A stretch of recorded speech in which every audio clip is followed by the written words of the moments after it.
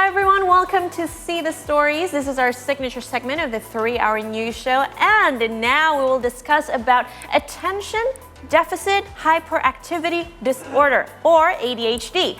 This is a neurodevelopmental condition that affects both children and also adults, impacting their ability to regulate attention, impulses, and activity levels. Oh, must be quite hard, right? But ADHD is more than just occasional forgetfulness or restlessness. It is a complex and often lifelong condition that can significantly influence various aspects of daily life. Let's see. Symptoms of ADHD can vary depending on the individual and the type of ADHD they have.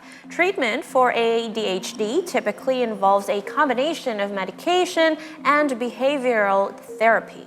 Medication can help to improve focus and attention, while behavioral therapy can help people learn to manage their symptoms and develop coping skills. With proper treatment, most people with ADHD can live successful and fulfilling lives. However, it is important to remember that ADHD is a lifelong condition, and people with ADHD may need ongoing support and management to reach their full potential. I agree with that people with ADHD can live a successful life, because there's a lot of people in my life that have ADHD and they're are fine. Successful, yes. Oh, wow. Okay, so let's dig more about the symptoms and how to treat ADHD in children. So we'll discuss this with a pediatrician. His name is Dr. Denta, is that right? Yes. Okay, your full name is, let me check. Kurniawan Satria. Oh yeah, you got it. Okay, Yes. Dr. Denta, because he came here before, we were talking about the outdoor activity for immunity in kids, yes, exactly. And now we're And going the to talk guidance. about, yes, and now this is quite a very common subject, I suppose, because a lot of in our circle we've been talking about ADHD as well, and even some of our friends and the kids have ADHD. So how early is the sign of ADHD can be seen in children?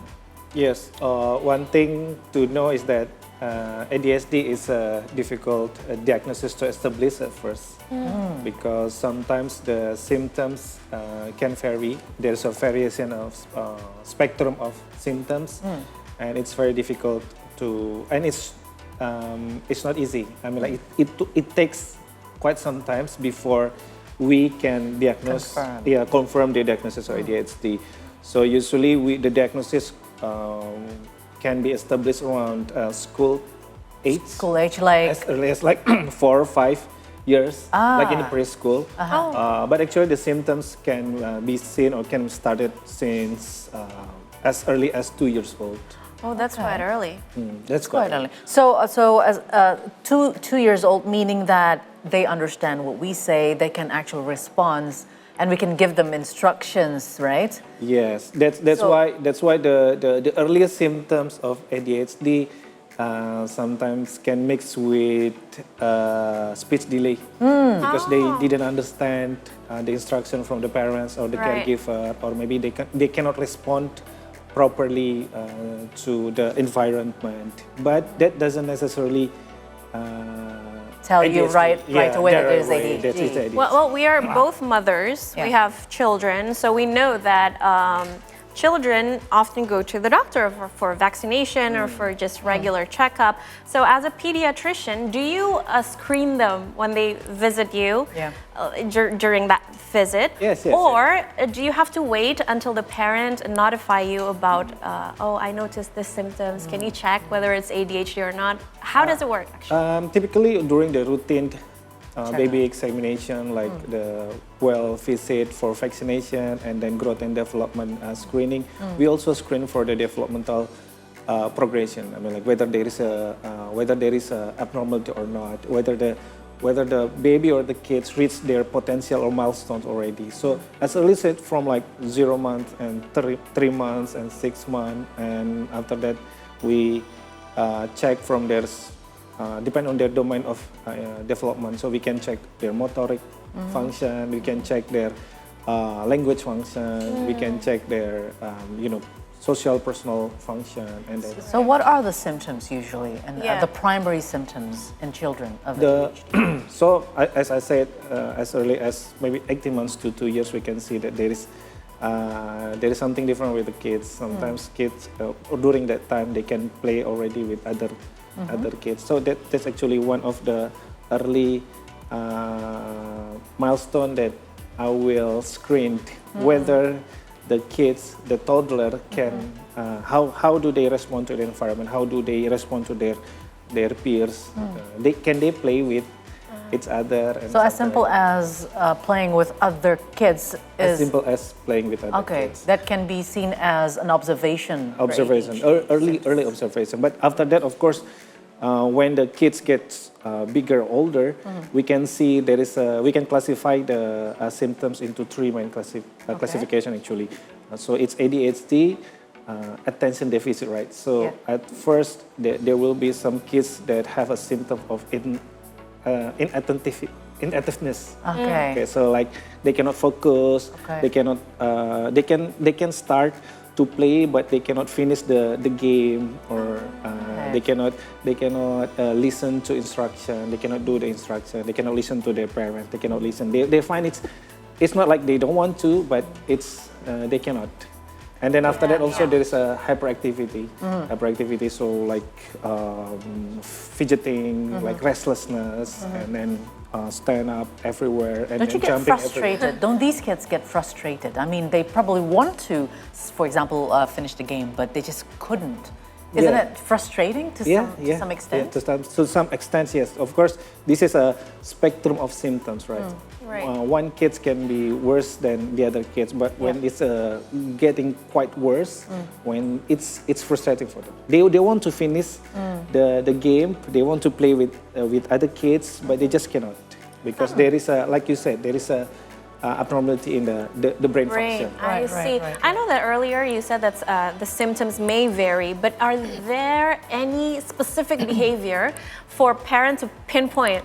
Oh, this is the signal or sign that I should come to a pediatrician to consult or to do further examination towards the child.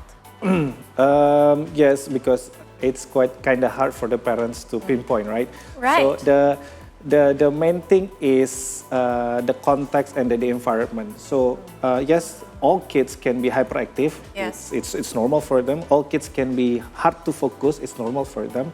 But kids with ADHD found it's very difficult to find context in an environment.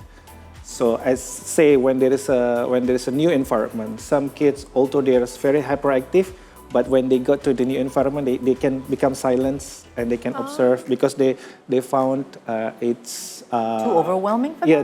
No, for the kids, for the normal kids without ADHD, when they meet the strangers, say they will feel okay. They will withdraw because they don't know who the stranger is. But for the kids with ADHD, they cannot find the context. So everywhere, anywhere they will go. So it's like, is it the difference? Okay, so what are the difference when you say that it is very much likely quite the same with the speech delay signals or signs, or what are the difference? So the difference usually we can see after a few months or even years. So that's why maybe the early symptoms will be like speech delay, right? So we cannot see exactly, we cannot observe their hyperactivity or intentiveness or maybe the impulsivity.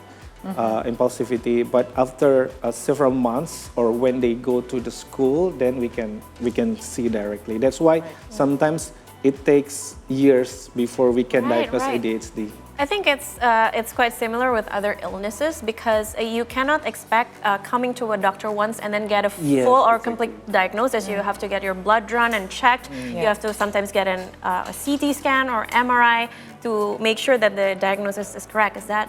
Yeah. So sometimes when we get kids with early symptoms of developmental disorder, either it's ADHD or autism spectrum, whatever it is, we usually will tell the parents to come again like 2 or 3 months after the first screening to confirm the diagnosis or confirm the screening. And after that, if we cannot see there is a improvement, we will do the early therapy for the kids. Even though we haven't found out, and we haven't established the diagnosis yet. But sometimes we can start the intervention early, because in the developmental disorder, the principle is to start the treatment as early as possible, and then to screen the abnormality as early as possible. Right.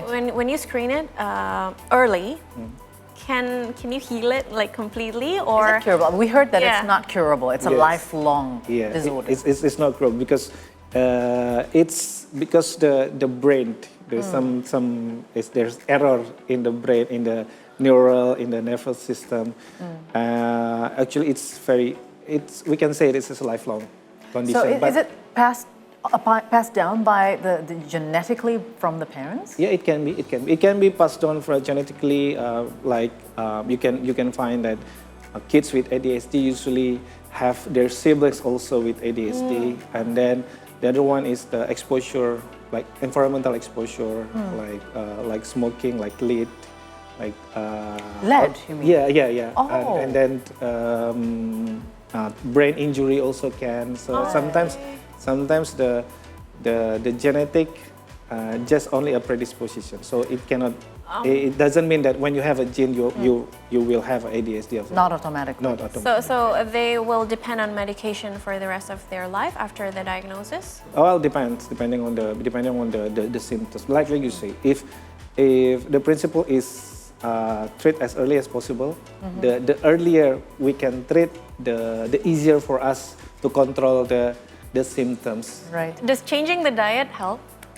Yeah, one of Because I heard that kids with autism, they are not like allowed to have gluten, dairy Yeah, product, sometimes and that it also- really helps with the symptoms. Yeah, sometimes though, because especially in the early age, the symptoms of ADHD and autism can mix Yeah. with each other before we can establish the diagnosis. Okay. What about the difference in boys and girls with ADHD? Do they manifest differently, or is it just the same?